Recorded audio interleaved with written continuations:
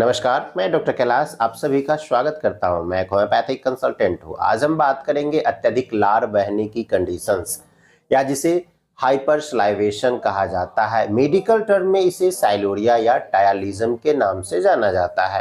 ये क्या होता है, इसके क्या कारण होते हैं और होम्योपैथिक मेडिसिन कौन कौन सी है, इसके बारे में हम पूरी जानकारी आपको इस वीडियो में दूंगा। तो दोस्तों, अगर इस चैनल पर नए हैं तो चैनल को सब्सक्राइब कर ले, उस वीडियो को लास्ट तक जरूर देखें। दोस्तों, हाइपर सलाइवेशन यानी अत्यधिक लार बनने की कंडीशंस क्या होती है, इससे पहले हम जानते हैं कि हमारे मुंह में जो लार ग्रंथि यानी सैलिवरी ग्लैंड्स होती है वो 3 प्रकार की होती है। पहली होती है पैरोटिड ग्लैंड जो यहाँ पे होती है, दूसरी होती है सबमैंडिबुलर यहाँ पे, और तीसरी सबलिंगुअल ग्लैंड होती है।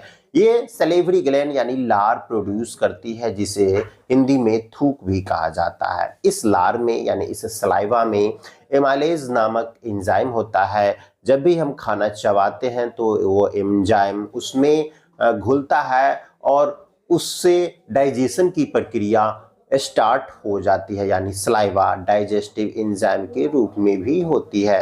दोस्तों, इसके अलावा ये जो सलाइवा होता है हमारे माउथ को बाहरी इन्फेक्शन से बचाता है, हमारे दांतों को प्रोटेक्ट करता है और हमें बोलने में आसानी होती है, यानी कि हमारे मुंह में नमी बनाए हुए रखता है। दोस्तों, अगर किसी भी कारण से अगर हमारे मुंह में बहुत ही ज्यादा लार बन रहा है, थूक बन रहा है, जिसे हम निगल नहीं पाते हैं, वो बाहर आ जाता है, थूक फेंकना पड़ जाता है, इसके कारण हमें डिस्कम्फर्ट महसूस होता है, एम्बैरेसिंग फील होता है, और किसी से अगर हम बात करते हैं या किताब पढ़ते हैं तो मुंह से थूक बाहर आ जाती है, या सामने जिससे हम बात कर रहे हैं उनके चेहरे पे लार पड़ जाती है, यानी थूक पड़ जाता है। ये कंडीशंस काफी एम्बैरेसिंग फील होता है और लोग आपको बताते हैं कि आपको बहुत ही ज्यादा लार बन रही है, आपको इसका ट्रीटमेंट लेना जरूरी होता है।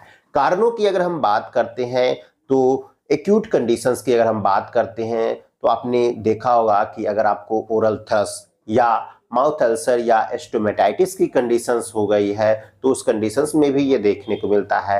ज़्यादातर ये छोटे बच्चे में देखने को मिलता है कि उनके मुंह से हमेशा थूक बनती रहती है और वो बाहर निकलती रहती है, जिससे उसके कपड़े भीग जाते हैं। अगर वो सोता है तो उसके तकिए भी पूरी तरह से भीग जाती है। इसके अलावा फीमेल्स में ड्यूरिंग प्रेगनेंसी ये कंडीशंस देखने को मिलती है कि उनको बहुत ही ज़्यादा लार बन रही है। इसके अलावा अगर कोई व्यक्ति बहुत ज़्यादा दिनों से एक्सेसिव मेडिसिन, बहुत ज़्यादा दवाइयों का सेवन कर रहा है तो उस दवाई के साइड इफेक्ट से भी आपको बहुत ज़्यादा लार बनने की कंडीशंस हो सकती है। इसके अलावा अगर आपको GERD की कंडीशंस होती है, यानी कि गैस्ट्रिक इसोफेजियल रिफ्लक्स डिजीज जो होती है, उस कंडीशंस में भी आपको बार बार गैस बनेगा और आपके इसोफेगस के थ्रू आपके मुंह में ज़्यादा सलाइवा बनने लगता है। ये कंडीशंस होती है। इसके अलावा अगर आपको एसिडिटी यानी गैस बनने की समस्या है तो उस कंडीशंस में भी आपको सलाइवा बहुत ज़्यादा बनने लगती है। क्रोनिक कंडीशंस की अगर हम बात करते हैं तो अगर किन्हीं को पार्किंसन डिजीज है या फेशियल पैरालिसिस की कंडीशंस हो रही है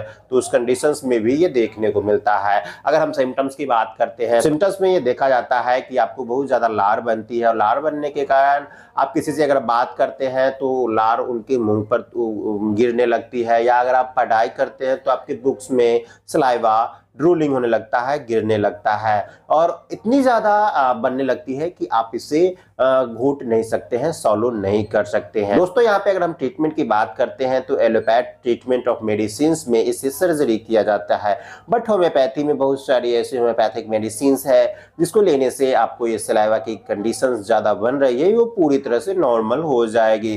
पहले मेडिसिन है और जनरल मेडिसिन है जो ज़्यादातर केसेस में दी जाती है, वो है मर्कसॉल। दोस्तों, मर्कसॉल उस कंडीशंस में दी जाती है अगर आपको ओरल थ्रस की कंडीशन है या माउथ अल्सर्स की कंडीशंस हो गई है या स्टोमेटाइटिस की कंडीशंस हो गई है या दवा का एक्सेस मेडिकेशन आपने किया है तो उस कंडीशंस में मर्कसॉल 30 पोटेंसी में आपको 2 बूंद दिन में 3 बार लगातार लेना होता है। इसमें जो सलाइवा होता है बहुत ही ऑफेंसिव दुर्गंध युक्त होता है और आपके मुंह से बदबू यानी हैलिटोसिस की कंडीशंस होती है। सलाइवा बहुत ज्यादा मात्रा में बनता है और आपके मुंह में जलन यानी बर्निंग की कंडीशंस देखने को मिलती है।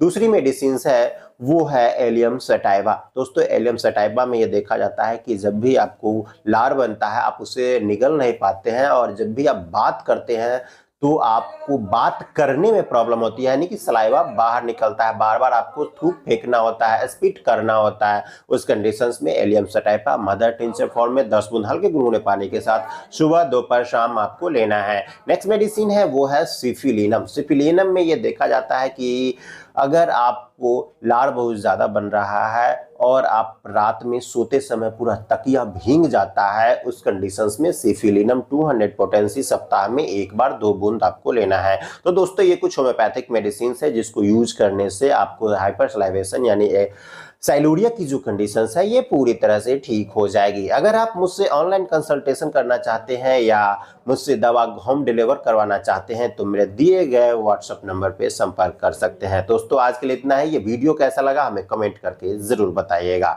धन्यवाद।